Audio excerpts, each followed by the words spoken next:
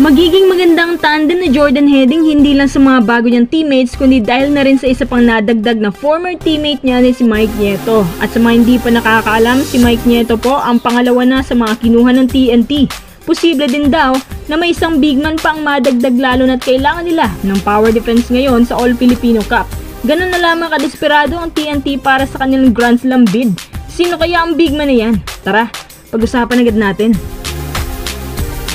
Si Jordan Heading ay kasalukuyan na nag-e-ensayo ngayon sa TNT Tropa at unti-unti na rin siyang naka-adapt sa system ni Coach Chot. Ayon sa mga boy baller sa practice na yon na si Heading daw ang isa sa mga players na magaling bumasa ng plays at batid nila na siya nga ay tunay na playmaker na shooter.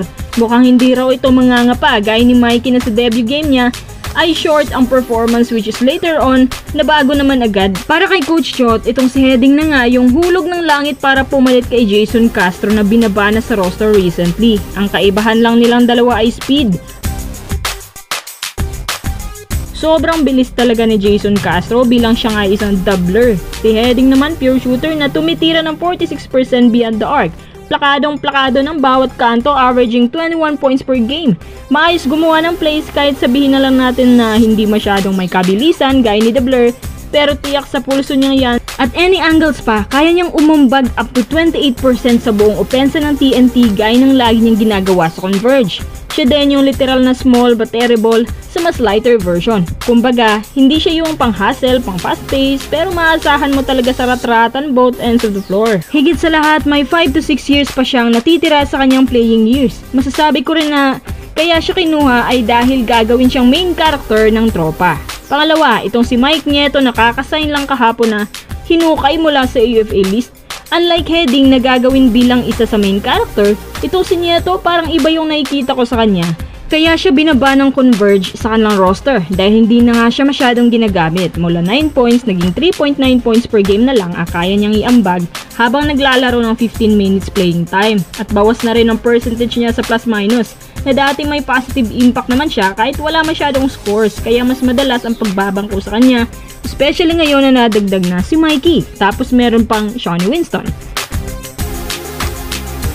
Ang tanong, kung ganito nga ang stats ni Nieto, bakit pa siya kinuha ng TNT? Loaded na nga rin sa guards ang TNT, kinuha pa nila pabalik si Simon Enciso, diba? Ano ang plano ng TNT dito? Hindi naman sa pinangungunahan natin ng TNT. Pero ang mga ganong galawan, may hidden plans yan. It's either isasama ka rin sa kalang another trade package, o gagamitin ka nilang muna dahil injured ang ilang guards nila. Tapos kapag nakabalik na ang mga guards na yon, gaya din ng Batak, edi hati-hati ng playing time, syempre prioritize nila yung main guards. Kesa sa'yo na nagkaka-average lamang ng almost 4 points per game. Kapag walang swerte, alam mo nang mangyayari. Pero dahil nga kinuha naman nila sa Mike Nieto, somehow meron naman siyang potential as point guard na masasabi ko ngang much better pa kumpara kay Kib Montalvo. Si Kib kasi kapag hawak niyang bola, mas madalas siya sa turnovers. Maayos naman sa playmaking si Kib, pero hindi pa hinog. Whereas itong si Nieto, mas may handling to, may shooting din. Medyo hindi lang ganun ka-stable. Ayon nga pala kay Snow Badwa, na posible pa nga ipag-sign nila yung big man na mas magdadagdag ng power defense. Sino pa ba? Si Bulldozer, si Stan. Kapag itong big man na to, madagdag pa talaga sa kanila. Yan ang masasabi kong amoy Grand Slam na. Yung alam mo na kampante ka kasi at least man lang meron kayong Junmar stopper. Tapos, kumakalagkad pa yan under the basket at unstoppable siya pagdating dyan. Former BPC awardee yan, may former finals MVP din at sa Hinebra pa. Kung ako sa TNT, kunin na nila yan. Available naman si Sistan basta gusto lang yan ng team na lilipatan niya. Retired na siya, diba? Kaya hindi na siya mahahabol na terra firma.